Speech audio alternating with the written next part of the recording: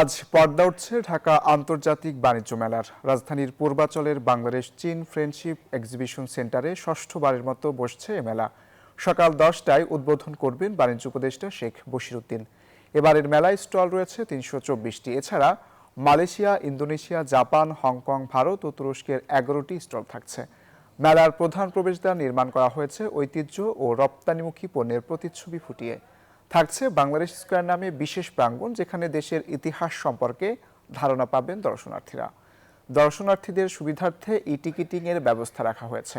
নিরাপত্তা জোরদারে থাকছে একাধিক ওয়াচ টাওয়ার ও পুলিশের টহল টিম। বরাবরের মতো এবারও ভালো বেচা কেনার আশা ব্যবসায়ীদের।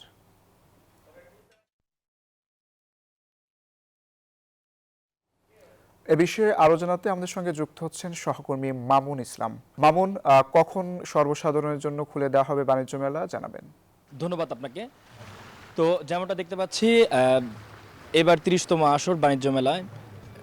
তো এবার স্টল থাকছে ৩২০টি এবং আমরা যেমনটা দেখতে পাচ্ছি এখন এই পর্যন্ত মানুষের আনাগোনা তেমনটা দেখা যাচ্ছে না। সকাল 10টা বাজে শুরু হওয়ার কথা থাকলেও এখনও তেমনটা মানুষ দেখা যাচ্ছে না। এবার বাংলাদেশ সহ ভারত, পাকিস্তান, ভুটান, শ্রীলঙ্কা সহ আরও ব্যবসায়ীরা এখানে আসবেন এবং হচ্ছে প্রধান বাণিজ্য উপদেষ্টা উদ্বোধন করবেন সকাল 10টায়।